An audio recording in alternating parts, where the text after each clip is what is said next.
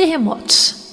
Dizem que, passado o terremoto de Lisboa, em 1755, o rei perguntou ao general o que se havia de fazer. Ele respondeu ao rei: sepultar os mortos, cuidar dos vivos e fechar os portos. Essa resposta simples, franca e direta tem muito a nos ensinar. Muitas vezes temos em nossa vida terremotos avassaladores, como o de Lisboa no século XIII. A catástrofe é tão grande que muitas vezes perdemos a capacidade de raciocinar de forma simples e objetiva. Todos nós estamos sujeitos a terremotos na vida. O que fazer? Exatamente o que disse o general: sepultar os mortos, cuidar dos vivos e fechar os portos. E o que isso quer dizer para a nossa vida? Sepultar os mortos significa que não adianta ficar reclamando e chorando o passado. É preciso sepultar o passado, colocá-lo debaixo da terra. Isso significa esquecer o passado, enterrar os mortos. Cuidar dos vivos significa que depois de enterrar o passado, em seguida temos que cuidar do presente, cuidar do que ficou vivo, cuidar do que sobrou, cuidar do que realmente existe, fazer o que tiver que ser feito para salvar o que restou do terremoto. Fechar os portos significa não deixar as portas abertas para que novos problemas possam surgir ou vir de fora, enquanto estamos cuidando dos vivos e salvando o que restou do terremoto de nossa vida. Significa manter o foco no cuidar dos vivos. Significa concentrar-se na reconstrução do novo. É assim que a história nos ensina. Por isso a história é mestra da vida. Portanto, quando você enfrentar um terremoto, lembre-se, enterre os mortos, cuide dos vivos e feche os portos. Bom dia, ouvintes da Rádio Teoflotone, bem-vindos a mais um programa Manual de Vida. E hoje nós vamos falar sobre estresse pós-traumático. Pô, gente, eu vou começar o programa de hoje aqui dando um exemplo de uma pessoa acometida aí pelo estresse pós-traumático, para a gente entender melhor isso. Então vamos lá. Aquele dia poderia ter sido apenas mais um, mas na realidade ele mudou completamente minha vida. Estava com meu pai em um pequeno supermercado perto de casa. E quase já saímos quando apareceram 2 indivíduos encapuzados. Foi tudo muito rápido. Apontaram suas armas para nós que estávamos no caixa e deram uma coronhada no dono do mercadinho para intimidá-lo. Meu pai, por puro reflexo, tentou ampará-lo e acabou levando 2 tiros. Enquanto ele estava caído, sangrando muito, um dos ladrões mantinha sua arma em minha cabeça e o outro roubava. Fui levado como refém, sofrendo ameaças de morte constantes. Após rodar 2 horas pela cidade e ter que sacar dinheiro em caixas eletrônicos, fui abandonado numa avenida muito longe do local onde eu estava anteriormente. Quando cheguei ao hospital, meu pai já estava morto. Já faz 3 meses e não consigo esquecer. Tenho pesadelos diários com o ocorrido, não entro mais em supermercados, não tenho vontade de sair com meus amigos, falar a respeito de tudo aquilo me faz muito mal, começa a suar e tremer. Ultimamente não tenho conseguido dormir direito, passei a andar armado, tenho tido algumas visões, parece pedaços de um filme que passam em minha mente, flashes do ocorrido, desconfio de todos, tenho até medo de atirar em alguém suspeito. O que é isso? O que é transtorno de estresse pós-traumático? É quando, após presenciar acontecimento traumático que envolveu morte, grave ferimento ou ameaça à integridade física própria ou de outros. O evento é persistentemente revivido, através de recordações aflitivas, pesadelos, agir ou sentir como se estivesse ocorrendo novamente. Há sofrimento psicológico intenso, quando ocorre exposição aos indícios do fato ocorrido, reações fisiológicas ao lembrar da situação vivida, como suores, temores e outras reações fisiológicas. Esquiva persistente aos estímulos associados com trauma, afastamento em relação a outras pessoas, diminuição do interesse em atividades, sentimento de desesperança, dificuldades no sono, irritabilidade, hipervigilância e sobressaltos. Quer tomar um grande susto. Isso é um exemplo de sobressalto. Considera-se quadro-agudo quando ocorre dentro de um período de 3 meses e crônico, quando de maior duração. O que é, portanto? O transtorno de estresse pós-traumático pode ser entendido como uma perturbação psíquica decorrente e relacionada a um evento fortemente ameaçador ao próprio paciente, ou sendo este apenas testemunho da tragédia. O transtorno consiste num tipo de recordação que é melhor definido como revivescência. pois é muito mais forte que uma simples recordação. Na revivescência, além de recordar as imagens, o paciente sente como se estivesse vivendo novamente a tragédia com todo o sofrimento que ele causou originalmente. O transtorno, então, é a recorrência do sofrimento original de um trauma, que além do próprio sofrimento, é desencadeante também de alterações neurofisiológicas e mentais. Vamos ao diagnóstico, então. O primeiro aspecto a ser definido é a existência de um evento traumatizante, aquele suficientemente marcante. Não há dúvidas quanto a ser ameaçador à vida ou à integridade individual, como sequestros, assaltos violentos, estupros e outros. Há, contudo, certos eventos que podem não ser considerados graves, como acidente de carro sem vítimas. Mesmo assim, caso uma pessoa venha apresentar o quadro de estresse pós-traumático perante uma situação que poderia não ser considerada forte o suficiente para causar danos à maioria das pessoas, pode causar danos para outras. Com certeza, um evento marcante, fora da rotina, que de alguma forma represente uma ameaça, tem que ter acontecido. Sem isso, não será possível fazer o diagnóstico, pois a definição dele envolve o acontecimento de um evento externo. Os sintomas têm que estar diretamente relacionados ao evento estressante. As imagens, as recordações e as revivescências têm que ser a respeito do ocorrido, e não sobre outros fatos quaisquer ainda que ameaçadores.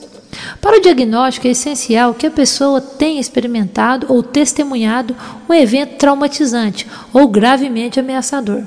Quando esse evento ocorre, é necessário também que a pessoa tenha apresentado uma resposta marcante de medo, desesperança ou horror imediatamente após o evento traumático. Depois disso, o indivíduo deve passar a ter recordações vivas, intrusivas, involuntárias e abruptas do evento, incluindo a recordação do que pensou, sentiu ou percebeu enquanto vivia o evento traumático.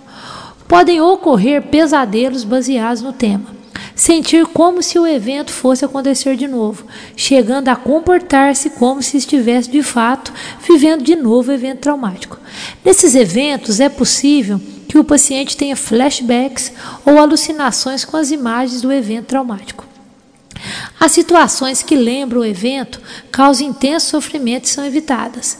Ter de expor-se novamente ao local por ser insuportável para o paciente. Por isso, o paciente passa a evitar os assuntos que lembrem o evento, como também as conversas, pessoas, objetos e sensações, tudo que se relaciona ao trauma. A recordação dos aspectos essenciais do trauma pode também ser apagada da memória. A pessoa pode afastar-se do convívio social e outras atividades, mesmo que não relacionadas ao evento. Pode passar a sentir-se diferente das outras pessoas. Pode passar a ter dificuldade de sentir determinadas emoções, como se houvesse um embotamento geral dos afetos. Pode passar a encarar as coisas com uma perspectiva de futuro mais restrita, passando a viver como se fosse morrer dentro de poucos anos, sem que exista nenhum motivo para isso. Outros sintomas podem ser também insônia, irritabilidade, dificuldade de concentração, respostas exageradas a estímulos normais ou banais, que são os sobressaltos. Para fazer o diagnóstico é preciso que esses sintomas estejam presentes por no mínimo um mês. Caso o tempo seja inferior a isso, não significa que a pessoa não teve nada. Só não se pode ainda dar esse diagnóstico. Certos sintomas não compõem o diagnóstico, mas podem ser encontrados nos pacientes com estresse pós-traumático, como dor de cabeça, problemas gastrointestinais, problemas imunológicos, tonteiras, dores no peito, desconfortos. Bom, agora algumas considerações. O transtorno do estresse pós-traumático é provavelmente um transtorno muito comum, porém pouco conhecido. Como nas décadas passadas foram desconhecidas, porém frequentes, os transtornos de pânico, fobia social, transtorno obsessivo-compulsivo. O estresse pós-traumático se diferencia dos demais transtornos de ansiedade e da maioria dos transtornos mentais por ser causado a partir de um evento externo específico. O aparato mental do homem é capaz de lidar com situações estressantes sem que isso deixe cicatrizes, da mesma forma que os vasos sanguíneos são capazes de suportar elevações da pressão arterial durante o exercício físico normalmente. Há, contudo, limites a partir dos quais o funcionamento mental fica perturbado. Provavelmente isso ocorre quando os mecanismos de enfrentamento e suporte contra o estresse são fracos ou quando os estímulos são fortes demais. Quando surgirá o transtorno, não podemos saber. O fato de uma pessoa ter passado por um trauma não significa necessariamente que ela terá estresse pós-traumático. Observa-se que no mesmo evento, algumas pessoas podem apresentar esse transtorno e outras não. Essas variações nos levam a julgar que existem também predisposições pessoais a este problema, o que de fato tem sido constatado. Pessoas com outros problemas de ansiedade prévios apresentam maior susceptibilidade a desenvolver o estresse pós-traumático após passar por uma experiência traumática. Cerca de 25% das pessoas vítimas de uma experiência traumática desenvolvem o transtorno de estresse pós-traumático. Se não tratada, pode se tornar crônica, com metade das pessoas apresentando sintomas até 10 anos após o evento. Bom, grupo de risco. Qualquer pessoa pode desenvolver estresse pós-traumático, desde uma criança até um ancião. Os sintomas não surgem necessariamente logo após o evento. Podem levar meses. O intervalo mais comum entre o evento traumatizante e o início dos sintomas são 3 meses. Muitas pessoas se recuperam dos sintomas em 6 meses aproximadamente. Outras podem ficar com os sintomas durante anos.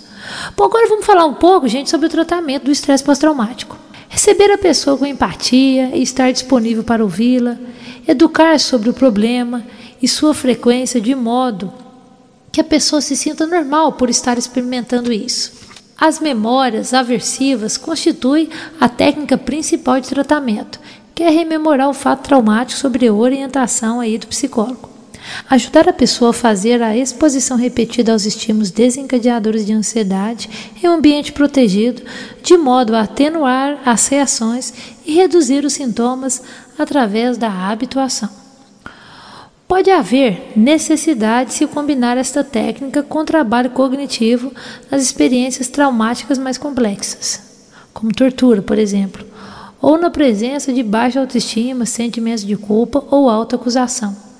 Diversos medicamentos podem ser usados como coadjuvantes do tratamento, principalmente os antidepressivos e ansiolíticos, sempre receitados pelo médico. Portanto, gente, o tratamento aí inclui terapia com um psicólogo, de preferência terapia cognitivo-comportamental, e medicação aí com um médico psiquiatra. Bom, gente, então vamos aí à mensagem do dia. O leão. Os filhotes não haviam ainda aberto os olhos. Estavam há 3 dias junto da mãe leoa, movendo-se apenas para tatear em busca de leite, sem nada ver ou ouvir. Um pouco afastado, o leão observava-os orgulhosamente. Subitamente pôs-se em pé e, sacudindo a linda juba, soltou um rugido que parecia um trovão. E imediatamente os filhotes abriram os olhos, enquanto que todos os animais selvagens da floresta fugiram aterrorizados. Assim como o leão acorda seus filhos com um grito alto, também o elogio desperta a virtude adormecida de nossos filhos. Encoraja-os a estudar e a lutar pela honra e afasta tudo que é indigno deles. Portanto, gente, lembre-se, a lição dessa história é que nós temos o costume de criticar quando o outro erra. Precisamos desenvolver o hábito de elogiar quando a pessoa faz a coisa certa. Portanto, quando seu filho, quando seu pai, sua mãe, seu irmão, seu marido, sua esposa, seu colega de trabalho fizer algo correto, elogie, pois dessa forma você estará reforçando, motivando essas pessoas a continuar aí no caminho do bem, no caminho positivo, no caminho das virtudes, ok? Lembre-se, para acabar com a escuridão, não se briga com ela, é acendendo a luz que a escuridão vai embora. Bom, gente, um bom dia a todos, até semana que vem. Lembrando aí que nossos programas estão disponíveis também pelo site www.projetovaloreshumanos.com.br. Teoflotone, capital mundial das pedras preciosas e dos valores humanos.